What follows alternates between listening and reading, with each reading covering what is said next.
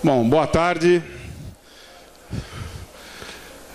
Meu nome é Alcides Torres, eu sou diretor da Scott Consultoria e nós vamos falar um pouquinho sobre pecuária de corte, mercados, tendências, e vamos falar um pouquinho sobre mercado de grãos também, mesmo porque nós estamos em Goiânia, né, a capital do estado, do maior estado confinador do Brasil, tá? Para adiantar, para ganhar um pouquinho de tempo aí, a Scott Consultoria ela fica ali no Planalto Paulista, perto ali de Ribeirão Preto, Barretos, São José do Rio Preto, Araraquara, uma região quente, fértil, em função de terra boa, não é? Clima bom, gente boa. Então a gente tem lá uma agricultura exuberante, foi já bastante explorada com café, com boi, com citros, né? Com milho, e hoje predomina a cana-de-açúcar, em função aí desses fenômenos econômicos, tá? Bom, e a Scott Consultoria ela é formada basicamente por pessoal das ciências agrárias, engenheiros agrônomos, médicos veterinários, zootecnistas e com apoio do pessoal de administração, matemática e estatística. Todo o cenário que eu vou apresentar hoje, ele vale hoje, tá? Porque o mercado é dinâmico, ele muda muito rapidamente. E hoje em dia, uma das características da pecuária moderna é você estar constantemente conectado com o mercado e ter um fluxo de informação regular, tá? É claro que se eu vendo o boi uma vez por ano, eu preciso dessa informação mais espaçadamente, mas se eu vendo já mais vezes durante o ano, ou se eu compro, faço muitas compras ao longo do ano, eu preciso ter essas informações constantemente, tá? Bom, então primeiro vamos começar com agricultura e pecuária em números, para dizer a importância do nosso negócio, né? A gente trabalha muito, é uma característica do produtor brasileiro trabalhar demais, não é? Tem uma jornada dupla, normalmente a regra é uma jornada dupla, não é? E extraordinariamente tem uma jornada tripla, né? E esse trabalho que cada um de nós fazemos nas nossas propriedades gera uma riqueza que tem o nome de PIB, né? O que é PIB? PIB é uma moeda, tá? É Produto Interno Bruto. O PIB serve para a gente medir o nosso desempenho em relação aos outros países, né? Então, por exemplo, o PIB da Avenida Paulista, em São Paulo, é do tamanho do PIB da Bolívia, tá? Você já tem uma ideia de grandeza, tá? O PIB de São Paulo dá 10 vezes o PIB do Piauí, sabe? Então, a gente começa a descobrir por que certas regiões são desenvolvidas, são ricas, etc. E eu não acho, né? Então, eu uso essa moeda aqui, que é o PIB, tá? E no PIB brasileiro, que em 2010 foi aí de 3,6 trilhões de reais, eu não consigo, é um número muito grande. Transforma isso em boi.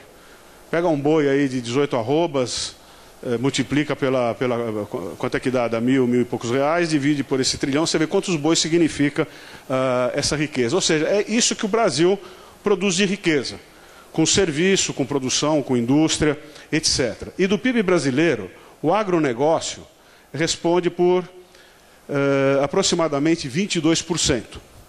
Não é? Ou seja, 1/5 do PIB brasileiro vem do nosso trabalho, tá?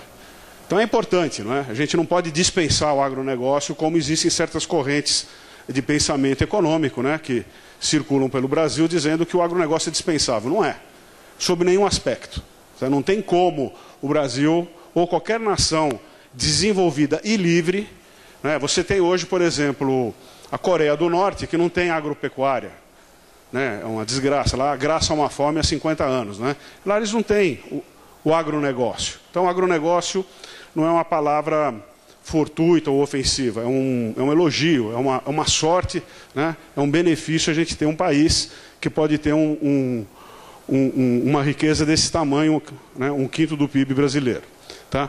E dentro do PIB, 70% é gerado pela agricultura e 30% é gerado pela pecuária de corte, pecuária de leite. Tá? Ou seja, são números expressivos, não é qualquer porcaria. Né? É um negócio importantíssimo para a governabilidade do país chamado Brasil. Tá? Eu preciso disso para governar o país, senão vou ter sérios problemas. Tá? E é claro, o Brasil não tem dinheiro para comprar comida.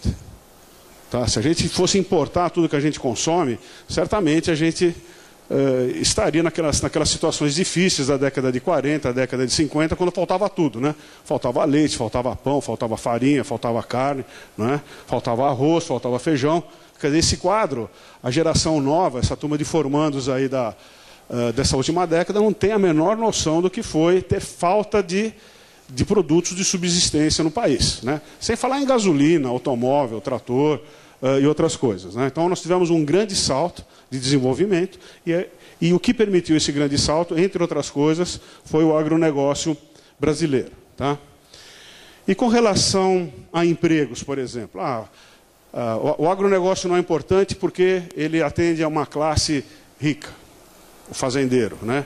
Esse é um estereótipo, né, divulgado aí pela mídia brasileira, né? O fazendeiro de chapéu de aba larga, de chicote na mão, de bota de cano alto. Isso não existe, né?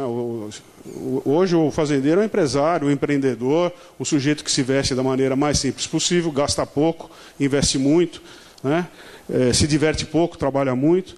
Então, o agronegócio brasileiro ele é responsável aqui já por quase 2/5 dos empregos do país. Ele é responsável por 1/5 da riqueza e responsável por 2/5 dos empregos. Então, quer dizer, isso é solução para o Brasil, é solução para quem governa. Quer dizer, então, o Fernando Henrique Cardoso e o governo PSDB e o PT tiveram uma sorte lazarenta, uma sorte muito boa de o agronegócio, durante esses anos todos, desde 1994, ter tido um desempenho positivo. Apesar da seca, apesar do ataque de praga, apesar das crises globais, o nosso setor foi que nem uma anta na floresta. Ele foi abrindo picada, foi embora. Ele não parou por nada, ele foi abrindo trilha, e isso favoreceu muito o país, né? Inclusive sob o ponto de vista político e a consolidação da democracia no Brasil. Tá? Então a democracia também é fruto do nosso esforço, do nosso trabalho, porque a gente distribui grana, distribui riqueza, põe alimento na mesa da nossa população para ganhar dinheiro, é claro, mas põe alimento. Tá? Tem país que tem dinheiro e não tem comida, né? E quanto às exportações, aí quase a metade das exportações vem do agronegócio. O que tem pago as nossas dívidas no exterior é o agronegócio. A indústria está passando por dificuldade, o serviço está passando por dificuldade. O que tem ido bem, apesar da política cambial desastrada que a gente está tendo que suportar, etc., apesar das barreiras comerciais travestidas de barreiras sanitárias, o agronegócio brasileiro tem feito bonito com relação ao desempenho brasileiro. E falta muito ainda para fazer. Quer dizer, a gente só está num começo de atividade, vamos dizer assim, porque uma fazenda leva 20, 30 anos. Para a gente consolidar um setor agropecuário leva 50 anos, meio século. E a gente, em alguns desses setores, nós estamos ainda no meio dessa jornada, né? A minha região lá, por exemplo, Bebedouro, dentro do estado de São Paulo, é uma cidade que tem 100 anos. É muito jovem. Tem cidades lá que tem 30 anos, 40 anos. Então tem muito ainda o que ser feito, tem muito ainda o que ser povoado no Brasil, né? E como é que anda o agronegócio no contexto mundial? Vejam só, isso aqui é produção, isso aqui é exportação. Isso aqui é legal, porque, vejam só, café. O Brasil é o maior produtor de café do mundo, né? É o maior produtor de açúcar, é o maior produtor de suco de laranja, é o segundo maior produtor de carne bovina, segundo maior produtor no complexo soja, segundo em etanol, terceiro em carne de frango, e por aí vai. E quando a gente exporta, nós somos o primeiro em exportação de carne bovina, o primeiro em exportação de café, o primeiro em carne de frango. Aqui nós estamos em segundo em etanol, aqui o etanol são dados de 2010, e o resto é dados de 2011. Primeiros na exportação de açúcar, primeiro, olha só, 87% do mercado global de suco de laranja brasileiro, né? E por aí vai. Então, quer dizer, esses números, por si, já traduzem o resultado do desempenho dessa indústria brasileira que é o agronegócio. Tá? Bom, e como é que andam as carnes? Como é que anda a produção mundial de carne? E aqui a gente já começa a ter alguns desafios interessantes do ponto de vista onde é que eu vou pôr grana, onde é que eu vou aplicar meu capital.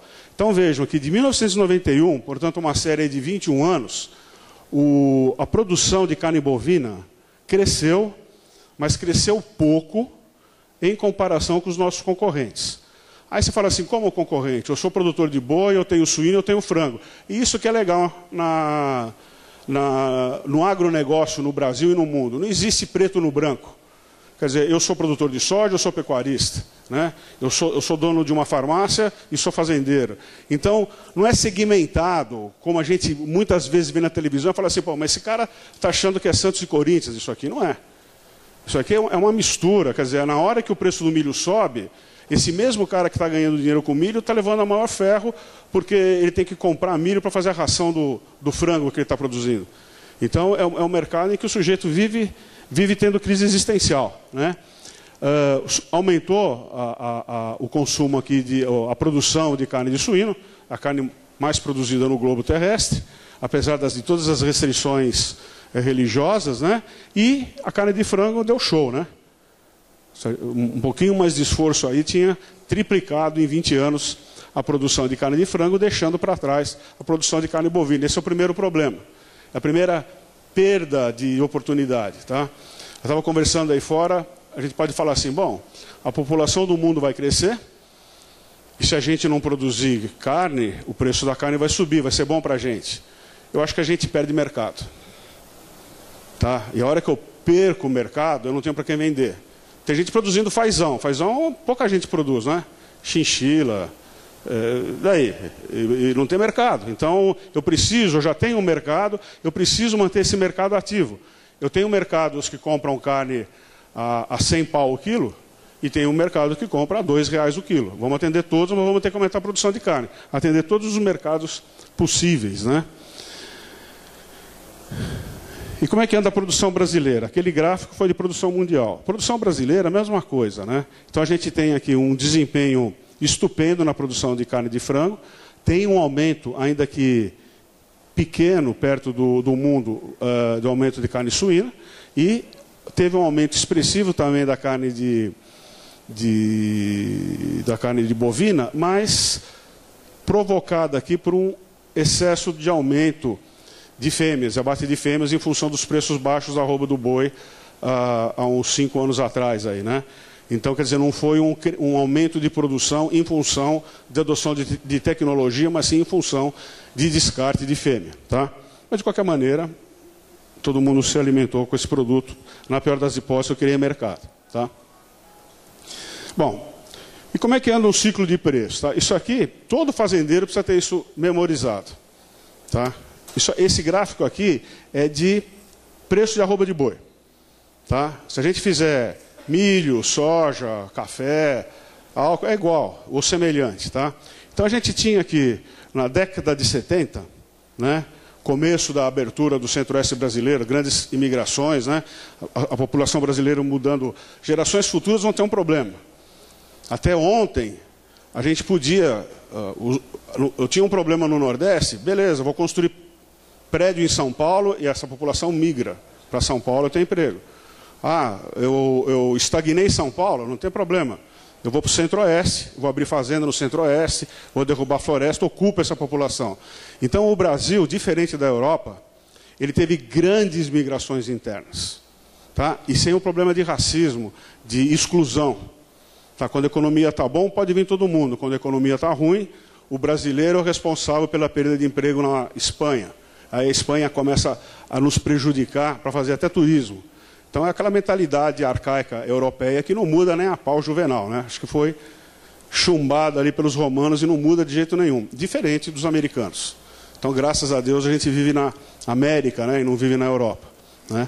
Então a gente tinha na década de 70 uma economia estável, semelhante ao que a gente vive hoje com o Plano Real, e a gente tinha ciclos visíveis. É claro que como o rebanho era pequeno, e a distribuição era ruim, então a gente tinha grandes oscilações de preço. Nessa época aqui, quem fazia confinamento ficava rico. Né? Entre primeiro semestre e segundo semestre, a diferença era tão grande que dava para o sujeito enriquecer. Depois nós tivemos aqui a década perdida, descaracterização dos ciclos de preço, né? E não importava muito mais o preço do boi, sim como reserva de dinheiro, proteção contra a desvalorização da moeda. E a partir de 94 a gente tem novamente um ciclo visível e estável, ou seja, economia boa, eu consigo planejar minha atividade. E nós estamos aqui agora, ó, nessa pontinha do ciclo, né? nessa pontinha do ciclo aqui. Aqui dá para a gente falar 4 horas, tá? Isso aqui é gráfico para a gente fazer planejamento estratégico. Tá? E é bom porque é de verdade. Né? Esses preços são deflacionados. Tá? Então, por exemplo, alguém deve estar olhando aqui, pô, mas teve arroba de boi a R$250? A R$250 nominais, não, mas o poder de compra foi de R$250. Chegou a R$350. Era que nem produzir café. E por quê? Porque quando eu vou para o sertão, e tem um monte de gente aqui que deve ter vivido isso, eu só consigo viabilizar uma fazenda produzindo um produto de alto valor agregado. Porque eu tenho que andar em estrada de terra, atravessar rio de balsa, eu levo dias para sair da fazenda, então eu preciso que aquele produto valha dinheiro para vender.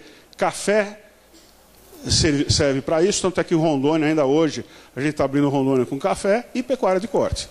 Então, pela própria natureza, essa é a ferramenta ideal para a colonização de um país jovem e selvagem como o Brasil. Né? Aí eu pego, aumento a minha lente e venho aqui nos últimos de 97 para cá. Né? E o que eu quero dizer com esse gráfico aqui, gente? Eu quero dizer que quando a gente entrava num ciclo de baixa de preço, a queda era assustadora, era terrível, né? Era um pavor. Né? E nós passamos aqui, agora nós estamos de novo num ciclo de baixa. Pode ser que seja um ciclo de baixa, pode ser que não. Tá? Mas pode ser um começo de ciclo de baixa, mas o vetor aqui é muito menos intenso do que nessa época aqui. Tá? Ou seja, está mais suave a queda. O preço da arroba do boi está caindo desde 2010. E a gente já não vê aquela reclamação que a gente ouvia antigamente. Né? Por quê? Porque ela está caindo devagar. Por quê? Porque os estoques são poucos. Por quê? Porque o pecuarista está vendendo regularmente ao longo dos 12 meses do ano, ao longo das 52 semanas. Tá? Parou aquele negócio de eu vou apostar no melhor preço. Tem gente que aposta, mas precisa de grana. Né? Isso foi bom para o pecuarista, que ele sustentou os preços, e foi bom para o frigorífico, que teve um fluxo de mercadoria mais razoável. Tá?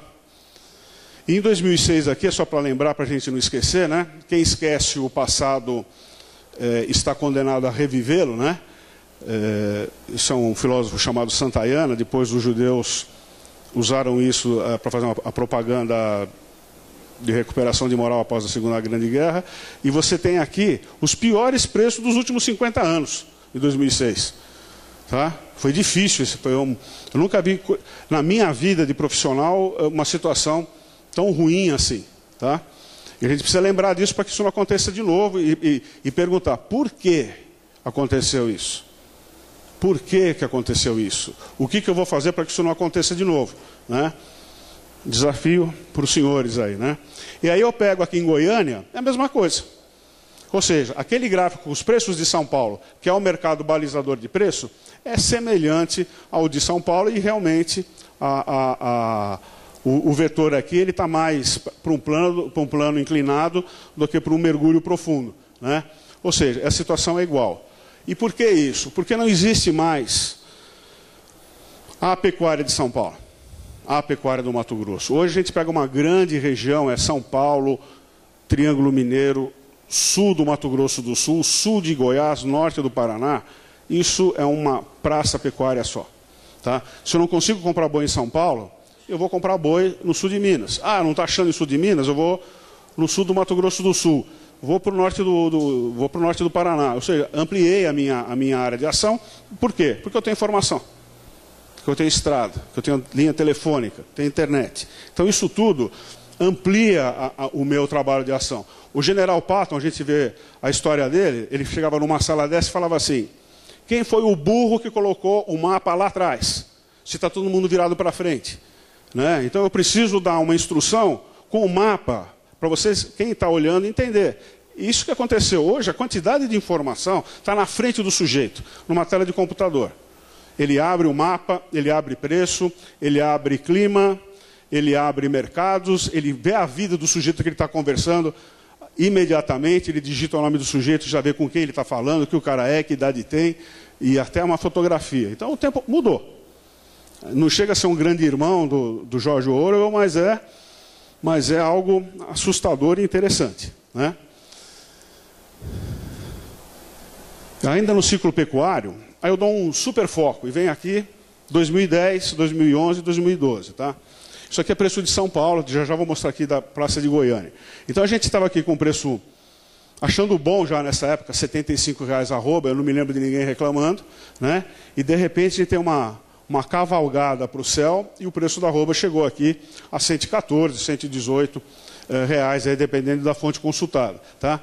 E o legal aqui é que o preço não despencou mais, quer dizer, ele veio caindo, mas ele veio se sustentando aqui no intervalo positivo entre 96, 97, R$ 105 reais.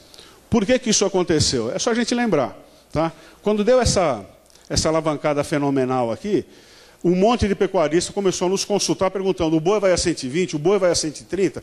É aquela loucura, né? Eu quero... Vai a 150? Eu falo, não sei, porra, né? Não, é impossível. Não existe analista de mercado que adivinha preço futuro. E se o cara está adivinhando o preço futuro e diz que acertou, então o cara é um mago, né? Ele não é analista de mercado, é um homem santo, né? Não tem, ninguém sabe o preço amanhã, né? Então, a hora que o preço chegou aqui, qual era a recomendação clássica? Vende o boi, pô. Você já tem um preço ótimo, 114, 115, 100 pau naquela época lá. Realiza a grana. Compra bezerro, faz a troca, compra semente, compra fertilizante, faz qualquer negócio, mas vende e realiza o lucro, né?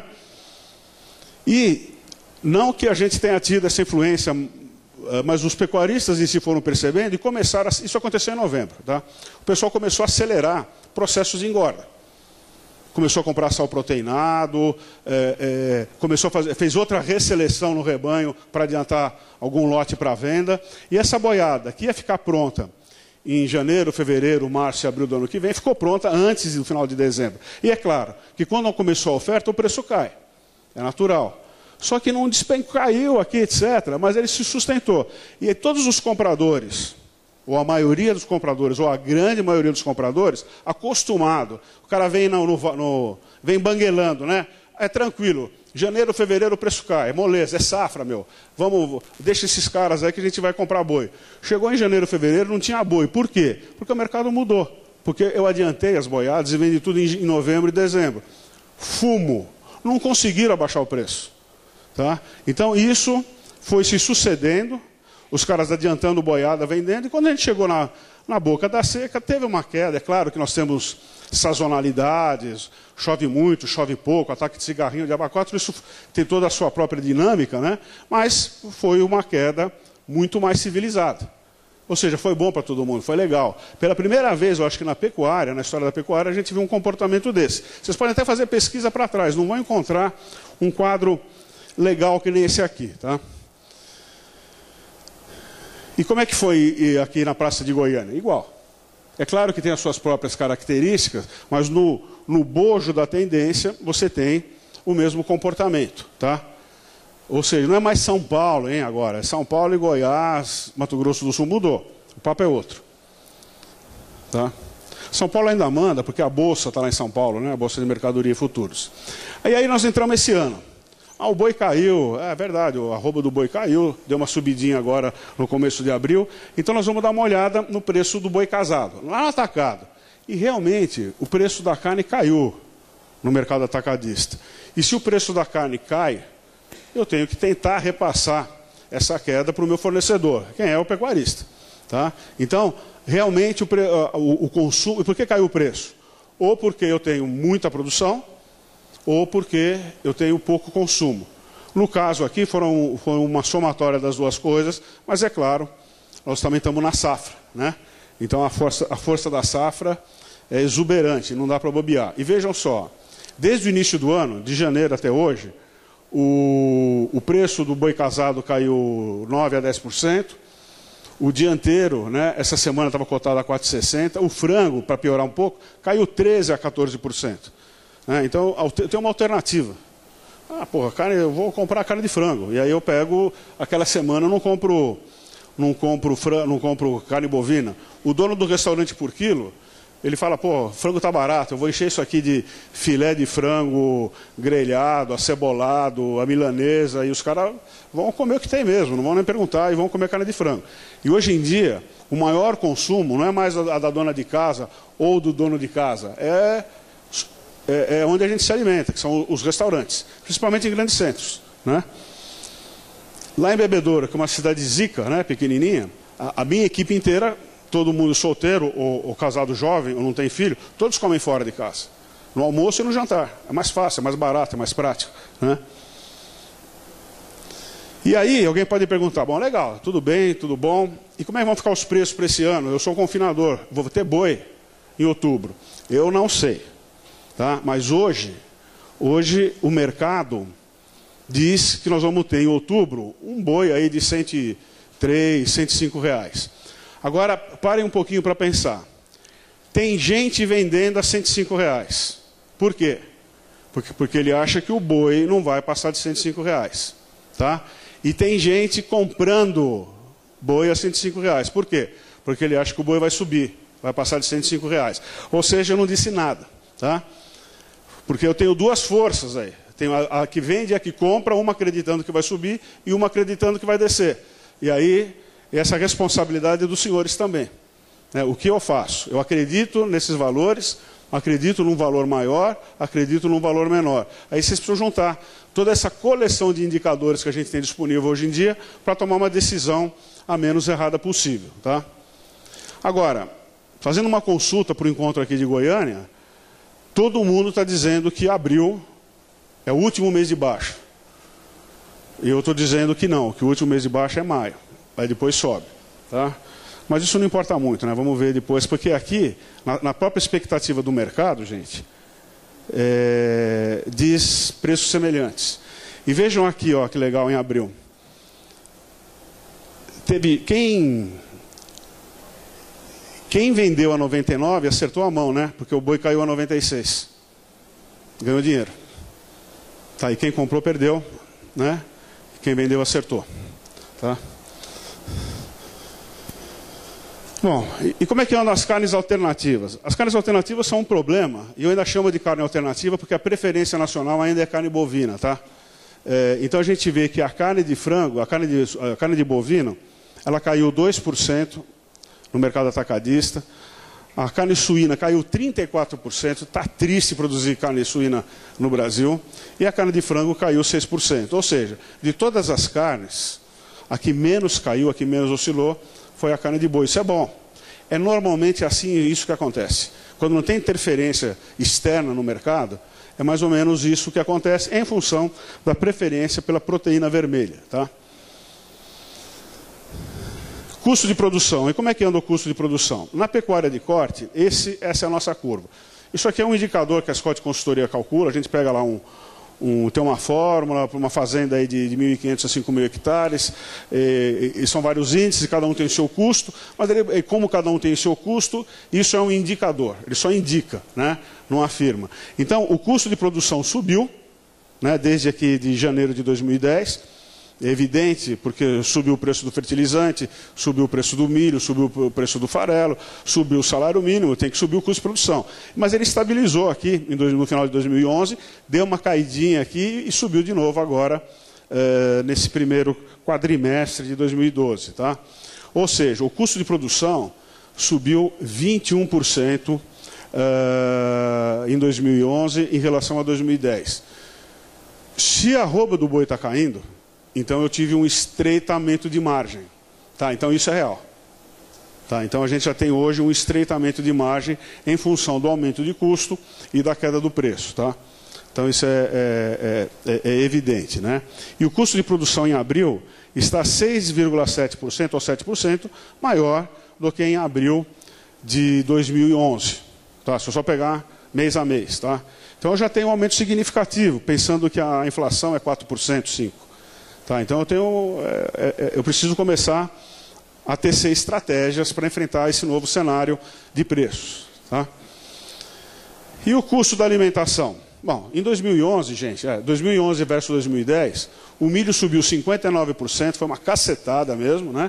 E o sorgo subiu, e a soja subiu 18%. Por que subiu o milho desse jeito aqui? Em função da produção de álcool através de milho. Então, quer dizer que o nosso amigo Bush estava certo.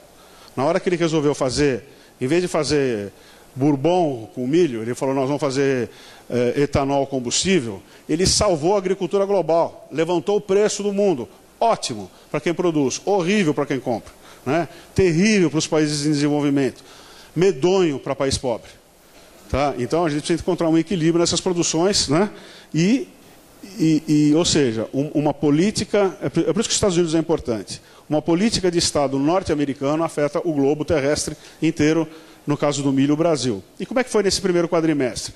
O milho caiu, né? Então está tendo o refluxo, os preços são cíclicos, caiu 11%, e o farelo não.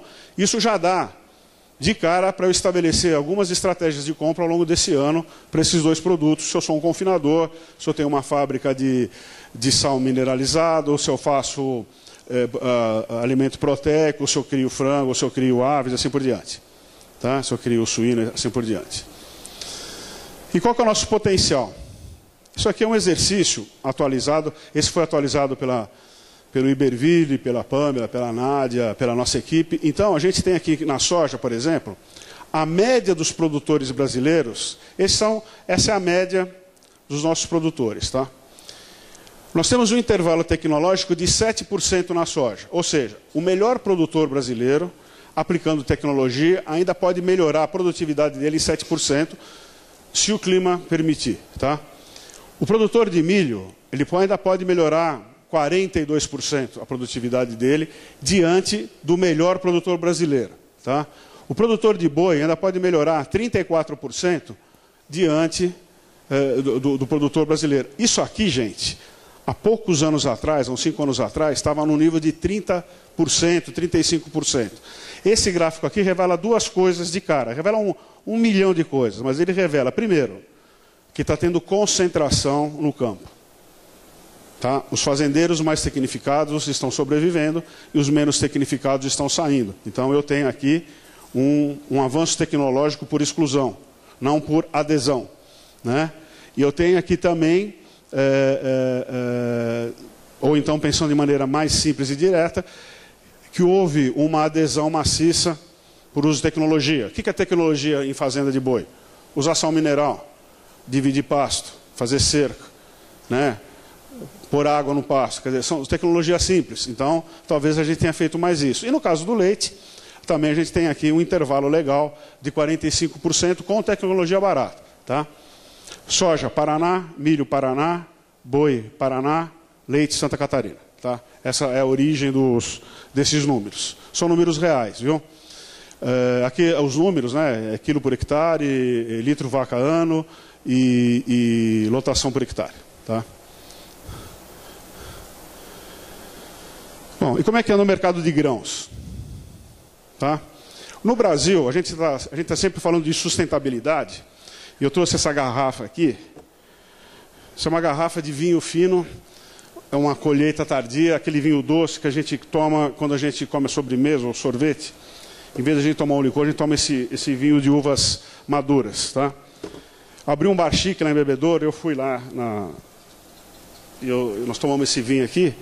Aí eu fui ver aqui atrás, eu fiquei encantado com o rótulo. Eu vou mostrar o rótulo para vocês, até que ponto chega a pressão do mercado em relação às nossas atividades. Tá? Mas é em relação à sustentabilidade aquilo.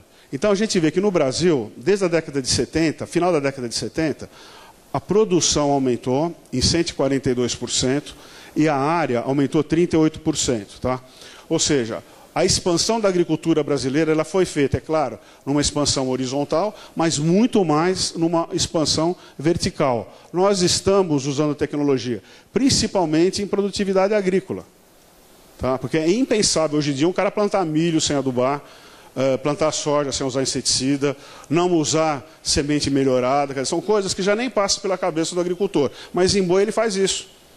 Em boi ele ainda admite usar tecnologia arcaica. Mas em agricultura não.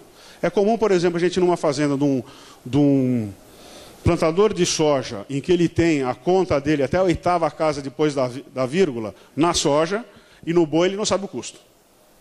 Tá? Porque o boi tem outra função na fazenda dele, que não é tanta produção e mais reserva de mercado, ocupação de solo e assim por diante. Tá? O Brasil não usa tecnologia. Eu vi isso aí em discussões. A gente participa de alguns fóruns de discussão com relação à viabilidade do mundo do globo, né? Então, não existe possibilidade de aumento de produção sem usar fertilizante. Algumas poucas nações no mundo têm algumas manchas de terra férteis. O Brasil não tem. O Brasil está nessa faixa entre o trópico de Câncer e o trópico de Capricórnio. Como o nome diz, são os trópicos. Chove de balde. Tudo que está no solo é arrastado. Eu preciso adubar todo ano. E não é adubar. Eu preciso adubar e jogar o adubo do lado da semente. Porque se eu jogar e colocar o adubo longe da semente, eu não fiz bosta nenhuma, eu perdi dinheiro. Então eu preciso usar o adubo tem que custar caro, porque o adubo é que nem petróleo, ele vai acabar. E o dia que acabar o adubo, a gente morre junto com o adubo. Eu não estou muito preocupado com o petróleo, eu estou mais preocupado com o adubo. O dia que acabar o fertilizante, nós vamos ter que voltar à idade da pedra para produzir comida. E o Brasil aumentou o consumo de fertilizante. Então nós estamos aplicando tecnologia e o produtor está tirando dinheiro do bolso, comprando fertilizante e acreditando nisso. Quando eu me formei, na década de 70, ainda a gente tinha que chegar no fazendeiro e explicar para ele que valia a pena adubar, que valia a pena usar milho híbrido. Era mais fácil antigamente. O convencimento era tranquilo, porque a hora que você plantava o milho híbrido, ele olhava o milho do pai, olha que é de costa. Pô. Eu falei, puta, meu, hoje é mais difícil, porque os ganhos são menos expressivos, vamos dizer assim, né? Práticas conservacionistas, tá? Então, todo esse desenvolvimento, é claro que a gente fez alguns desastres, um deles está aqui, né? Mas a gente fez coisas boas, tá? Uma das razões da expulsão da pecuária do Paraná foi o advento do plantio na palha. O cara que inventou o plantio na palha nunca ia imaginar que ele ia fazer uma revolução econômica no Paraná em função só de plantar soja ou milho na palha. Toda aquela área de arenito do Paraná, que era intocada, porque a gente jogava uma gota d'água, virava uma erosão, a gente deixava com boi e pasto, né? A partir do uso dessa tecnologia, nós pudemos agregar aquelas áreas todas do arenito para a produção de grãos, para a produção de proteínas vegetais, né? E é claro, aqui tem uma vossoroca controlada através de curvas de nível, né? Nada mais simples do que fazer curva de nível, e ainda assim é preciso fomento para explicar para o produtor as vantagens da curva de nível. E a gente vê coisas aterrorizantes, por exemplo, em São Paulo, usinas de açúcar destruindo curva de nível para ganhar alguns metros no plantio de cana. Então é de deixar Buda careca, né, meu? Nossa, porque como é que o cara vai fazer isso? As gerações futuras vão colher esses atos administrativos. Ou seja, mas o Brasil também tem feito direitinho a sua lição de casa e adotado tecnologias de conservação. Bom, mas tem muito que crescer ainda, e veja isso aqui que legal. Ó. Isso aqui é a média brasileira, né? Safra 2011-2012, soja 46, 47 sacos, Mato Grosso acima da média 53, sul do Brasil 40 sacos. Por que caiu no sul do país? Porque é uma seca bíblica lá, não é? Então não teve sem água, não tem jeito, né?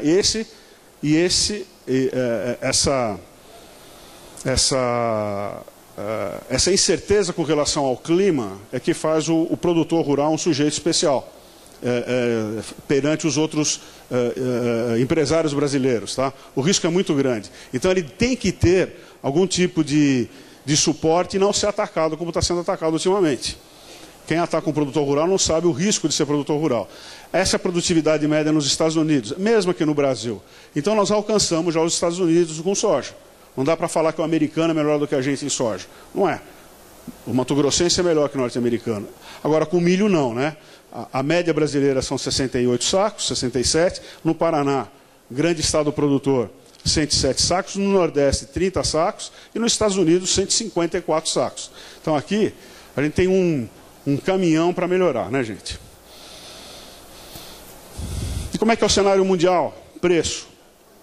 Milho, né? Milho a gente vai ter um aumento de oferta, tá? De 4,5%. E soja em nenhuma região produtora do globo deu ganho positivo. Então nós vamos ter uma produção menor de soja. Vamos ter preço subindo, tá? Vejam que só não caiu a produção de soja na China. E não importa, porque a China importa.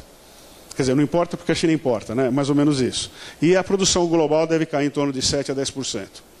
Tá? E como é que está no Brasil? No Brasil, gente, a Conab ela tem reajustado constantemente suas previsões e ajustado para baixo. Tá? Então, se eu sou comprador de farelo para o meu gado, eu posso pensar na pior das hipóteses, ou na melhor das hipóteses, preços estáveis. Não preços caindo, tá? Ou cai pouco. Tá? Então, nós estamos com estoques baixos, a área plantada aumentou, mas a produtividade caiu. Tá? Então, isso é sinal de alta. Tá? E o milho? O milho, gente, o milho, isso aqui é bom falar, né? Cada vez mais a gente planta na maior zona de risco, que é o milho safrinha. Quase metade, nós estamos caminhando para ser metade da safra de verão e metade da safra de seca. Né? Então, é uma característica sui generis aí do Brasil. Olha, há pouco tempo atrás, vamos dizer assim, né? No ano 2000, só uma parcela da produção vinha da safrinha. Meus professores falavam que era loucura plantar na safrinha. Né? E hoje a gente tem metade dos agricultores brasileiros plantando milho de safrinha. Mudou, né? E a produção de milho também houve uma queda de produtividade em função da seca. A gente deve colher, esse é o 7º relatório desse mês já, 36 milhões de toneladas, milho de primeira safra. Tá? E como é que anda a produtividade do milho? Caiu. Caiu no Paraná, que é o maior estado produtor em função da seca, caiu no Rio Grande do Sul. Teve gente lá que perdeu 100% da roça. Tá? Foi um desastre de chorar. Tá? E aí não tem o Estado presente, viu? Nem a ONG. Ninguém está lá presente. Só ele e Deus lá, né? Santa Catarina também caiu, né? Então, aumentou na Bahia, aumentou em Minas Gerais, mas de qualquer maneira, no cômputo geral, quebra também no Brasil de 7%. Considerações com relação ao milho e preço. Né? A colheita está praticamente finalizada e os preços caíram um pouquinho em São Paulo, Minas Gerais e Goiás. Talvez seja o momento de comprar milho, não sei. Né? Exportação. Nós temos que exportar 14 milhões de toneladas para manter um estoque de 10 milhões de toneladas, que é caro. Quem compra milho do Brasil? Quando a gente fala de exportação de milho, é sério. Porque o milho brasileiro é caro. O milho americano é barato. O milho na fazenda no Brasil é o mais barato do mundo. Eu carreguei o caminhão e me ferrei. Fica o milho mais caro do mundo. Um dos mais caros do mundo. Por quê? Porque não tem estrada.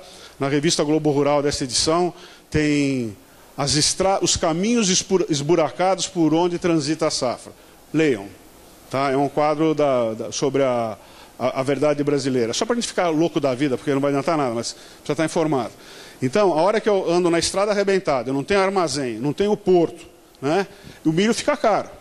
Então, toda a minha competência... Então, quando alguém fala o agricultor é insustentável, você fala, para. O sustentável é o governo. E eu estou fazendo a minha parte da maneira mais racional possível e eu produzo barato.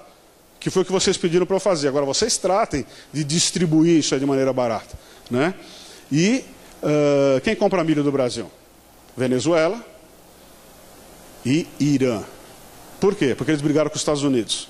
Estou de mal. Então, o governante emburrica e faz a população pagar mais caro pelo alimento. Não deveria, devia comprar o alimento mais barato. Mas eles estão um pouco se lixando para a população. Né? Então, são esses os dois grandes compradores do Brasil. Tá? Ou seja, não são governos de economia estável, vamos dizer assim. Então, o milho realmente é temeroso. Né? Por enquanto, safrinha, vai. Com o clima ajudando, a gente teve um aumento de área de 20%, que é espetacular, um aumento de produção aí de 35%, que também é medonhamente bom, e tem uma pressão, provavelmente vai ter uma pressão de baixa de preço no segundo semestre. Então vocês têm crise existencial. Compro agora que o milho caiu ou deixo para o segundo semestre? Né? Não sei. Estados Unidos, né, vão produzir 361 milhões de toneladas, né, e isso também é um fator baixista, tá? Apesar do álcool. Tá? Bom, a gente acredita, essa é a terceira apresentação aqui no circuito Fei Corte, mas eu mantenho ainda a queda de preço em torno de 10% a 12%, mas é bom acompanhar o mercado. Tá? Farelo de soja está aumentando a produção, a gente estima um crescimento da produção de 2,5%, mas a demanda vai crescer 3%, a exportação 1,4%, ainda nós vamos ter um quadro de demanda maior do que a produção. Tá? Farelo de soja, eu preciso ficar esperto também. Né? Nós temos uma demanda interna firme, volume exportado. Olha só o que está acontecendo. Nós estamos mandando farelo embora, gente. No primeiro trimestre, nós exportamos 16% a mais do que em 2011.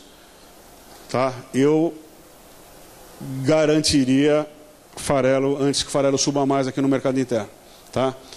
Menor oferta, por exemplo, na Argentina também pode favorecer as exportações brasileiras. É isso que está acontecendo. Tá? A situação na Argentina não é mole. E 2012 será um ano de maiores oscilações sazonais. Tá? Então eu preciso acompanhar o mercado para saber se eu compro ou não compro. Ou seja, eu preciso estar antenado. Tá? Ainda mais se eu estou com gado confinado em quantidade grande. Para terminar, vamos lá, considerações finais. Alimentação versus renda. Isso é um problema. Aumentou o custo da cesta básica. Tá? Se aumenta o custo da cesta básica, diminui o consumo de alimento. Ou tem um pioramento na qualidade dos alimentos consumidos. Tá? Eu preciso monitorar isso aí também. O brasileiro hoje está gastando em torno de 50% a 51% na faixa de até 3 salários mínimos com comida. É muito. Um europeu gasta de 10% a 15%. Tá? Então a gente ainda está numa... É por isso que nós somos ainda um país pobre. Tá?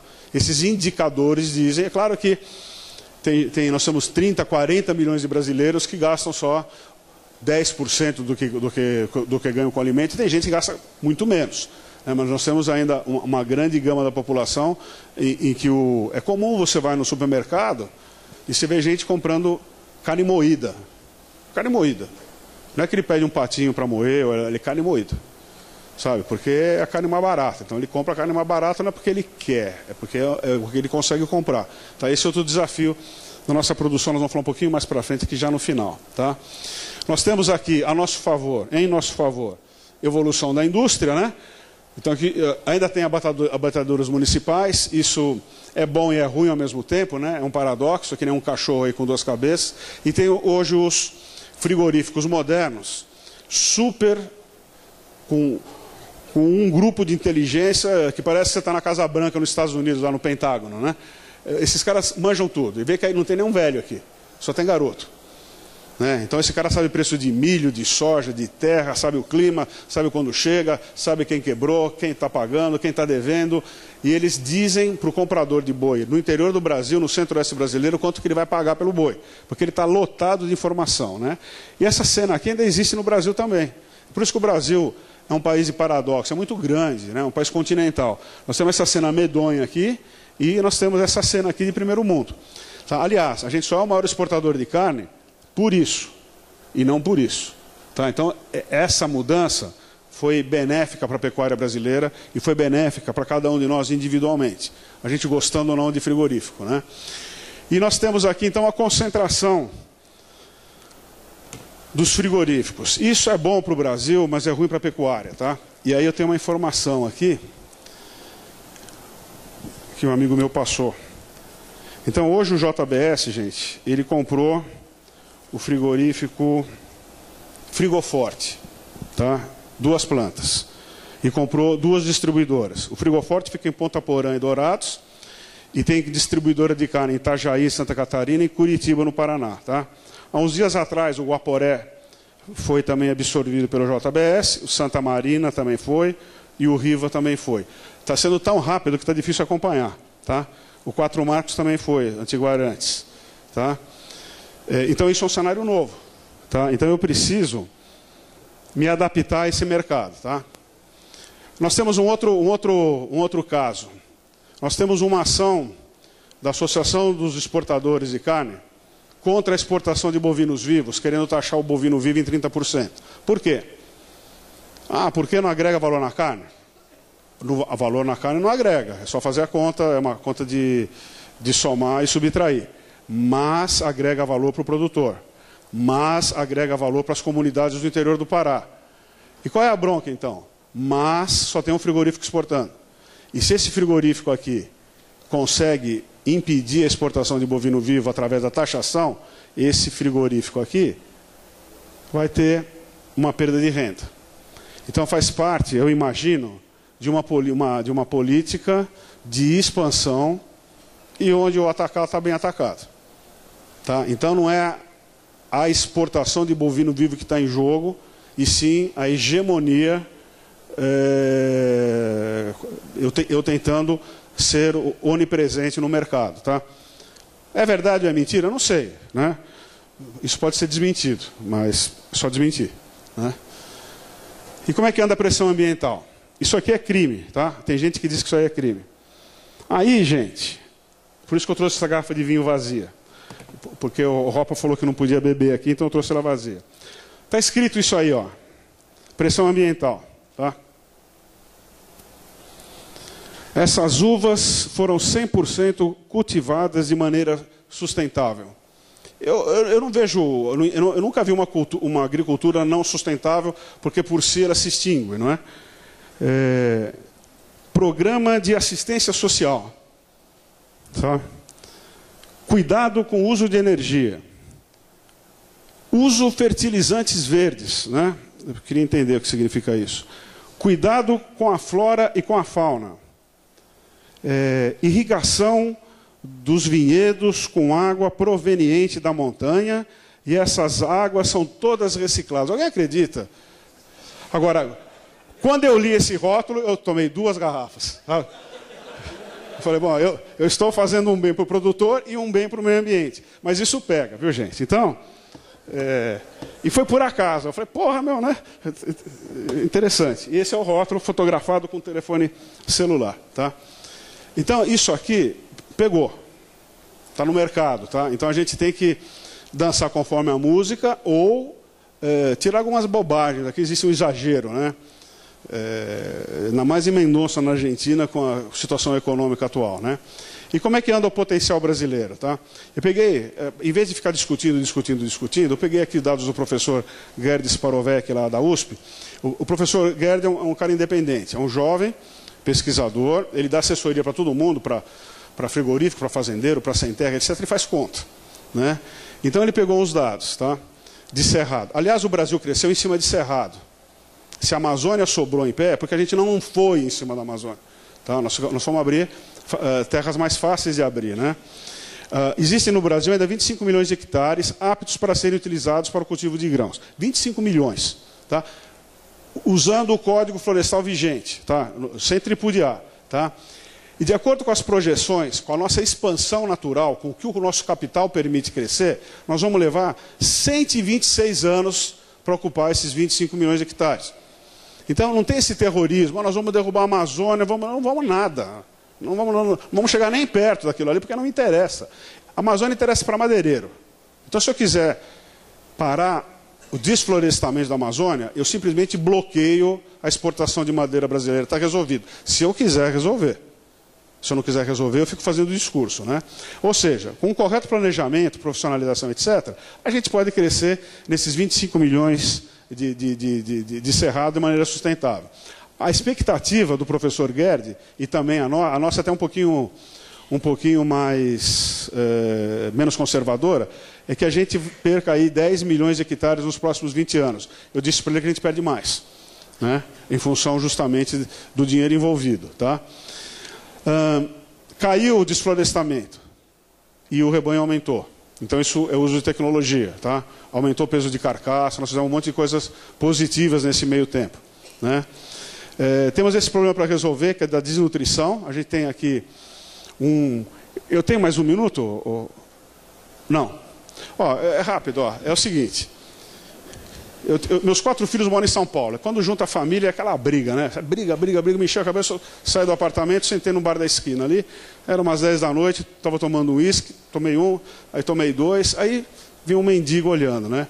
E quando eu pedi o segundo uísque, não tinha ninguém no bar. O dono do bar já me olhou assim, desesperado, que nem ele está me olhando agora para encerrar aqui o negócio. Ele falou, pô, esse cara vai ficar aqui. Aí eu fiquei olhando o meu mendigo, montou uma casinha de papelão. Né? Mas era uma casinha de papelão, não era caixa de papelão, era uma casinha feita para aquele fim. Eu falei, porra, meu, que coisa interessante, né? Aí o garçom viu que eu estava observando e falou, você não viu nada, espera um pouco aí. Eu falei, quer dizer que eu posso tomar mais um? Ele falou, não, toma esse, vê e vai embora, que está um frio, a pessoa querendo ir embora, né? Aí vem um carro, uma van, e entrega quentinha pro cara e água ou suco, sabe? Eu fico olhando aquilo e falei, pô, meu, tem coisa que funciona. Né? O cara passando fome, naquela situação desgraçada. Esses caras já inventaram a casinha de papelão, Está certo que é paliativo, e já estão dando comida para esses caras. Do ponto de vista prático, eu vou falar, nunca mais esses caras vão sair daqui desse bairro, né? Esses mendigos todos. Eu estou perto do centro. Mas, ao mesmo tempo, que boa ação, né? Então, nós temos esse problema para resolver, né? Nós temos que alimentar ainda, não só aquele mendigo que está em São Paulo, mas 901 milhão aí de famintos no mundo, e nós somos capazes de fazer isso sozinhos. A gente não precisa fazer sozinho, mas a gente pode produzir alimento para esses 75% da população que estão passando fome e ganhar dinheiro, tá? Esse é o mapa da fome. Tá? É muito grande ainda no globo terrestre o mapa da fome. Tem algumas nações, aqui não tem fome, mas também não tem ninguém, né? A Sibéria aqui, né? Aqui o Canadá é um gelo, né? A Groenlândia, mas aqui, quer dizer, então o mapa da fome, se a gente excluir essas regiões desabitadas, é sério. E o Brasil está quase chegando lá. A gente ainda precisa fazer mais um pouco de distribuição de alimentos, que a produção está bem feita, para a gente sair dessa cor aqui para o branco, tá? É um desafio e oportunidade de negócio. Tá? Os americanos enchem a África de alimento. Os europeus também. A gente podia vender um pouco de comida para esses caras também, comida barata, né? E é onde vai acontecer um incremento de carne, tá? A gente tem lido aí, em todos os jornais, que justamente no terceiro mundo que o cara migra do carboidrato para a proteína, carne de boi, carne de frango, carne de suíno e leite, né? Lácteos, etc. E esse crescimento vai acontecer justamente na América Latina, e na Ásia, tá? E quem vai aumentar a produção? Os países em desenvolvimento, Brasil. Tá? Então, é claro que os países desenvolvidos, como os Estados Unidos, vão ainda incrementar a sua produção, eles têm uma habilidade extraordinária, mas eles vão aumentar em 1/5, 80% vai vir da gente. Dessas gentes aqui, somos nós, alguns países africanos, América Latina, quer dizer, só sobra o Brasil, né? Com gente, com empresário, com vaqueiro, com agricultor, com tecnologia de clima tropical. Então, é uma oportunidade. Como é que a gente fala na roça? Se esse bezerro não estragar na capação, vai dar bom, né? Se a gente não estragar nada aqui, o governo não estragar, a gente tem grande chance. O governo argentino capou a produção, um termo pesado, mas ele estragou a produção argentina. Tá? Bom, gente, é isso aí. Muito obrigado, desculpe a correria e até uma próxima oportunidade.